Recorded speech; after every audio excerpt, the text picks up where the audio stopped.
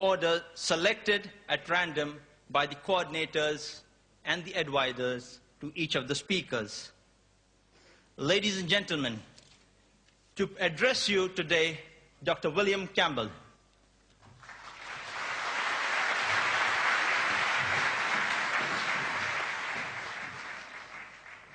Greeting to Dr. Naik, who almost surely came the farthest. Greeting to Sabil Ahmed and Mohammed Naik. And greeting to the organizing committee. Calling this the ultimate dialogue is a bit of an exaggeration, but it is good advertising. And greetings to you, the audience. I'd like to also bring greetings in the name of Yahweh, or better known as Jehovah, the great Creator God who loves us. I wish to start by speaking about words. Tonight we are going to speak about the words of the Bible and the words of the Koran. The scholars of modern linguistics tell us a word, a phrase, or sentence means what it meant to the speaker and the person or crowd of people listening. In the case of the Koran, what it meant to Muhammad and those listening to him. In the case of the Bible, what it meant to Moses or Jesus or those listening to them. To check this, we have the context of all the usages in the Bible or the Koran. In addition, there is the poetry and letters of that century. For the Gospel, the 1st century A.D. For the Koran, the 1st century of the Hijra.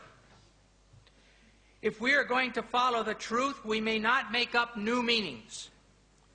If we are seriously after truth, there are no permissible lies.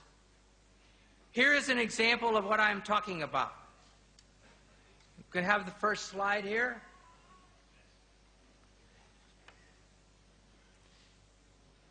This is talking about 2 dictionaries that I have in my home, one from 1951 and 1991.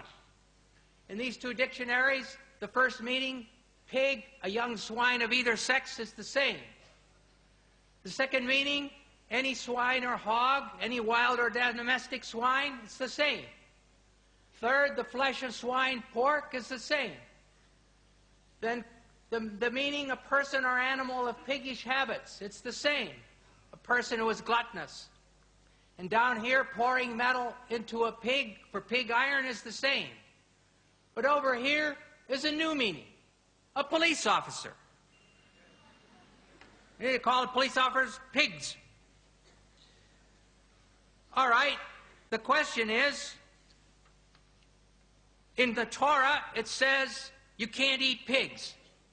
Well, can I turn around and say, oh yes, that means police officers, you can't eat police officers? Of course not. In the Koran, Allah says can't eat pigs.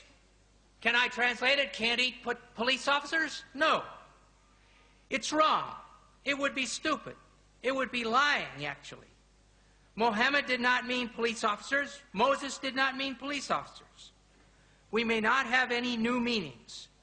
We must use the meanings known in the 1st century A.D. for the Bible, or that is for the Gospel, and the 1st century of the Hijra for the Koran. Now let us look at what the Koran says about embryology.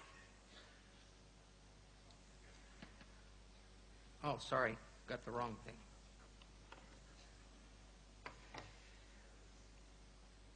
It has been said that the idea of the embryo developing through stages is a modern one, and that the Koran is anticipating modern embryology by depicting differing stages.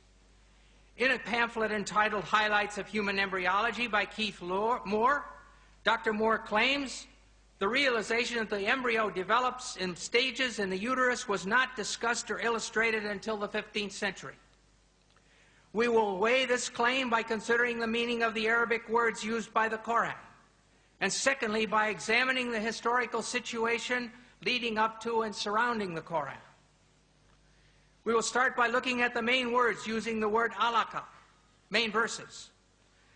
The Arabic word alaka in the singular, or alaq as the collective plural, is used 6 times.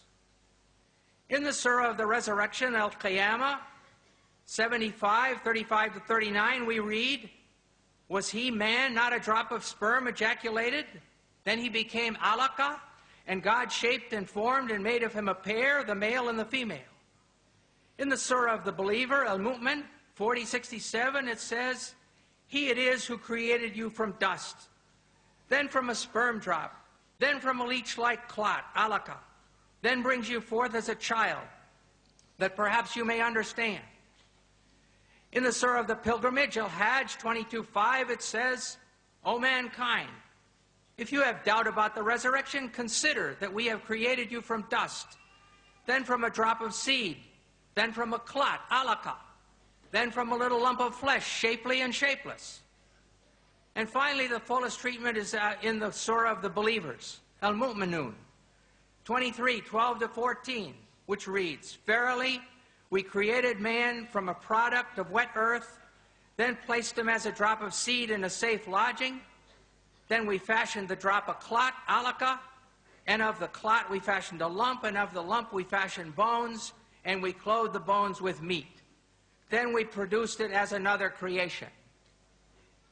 And here you have the stages according to the Quran.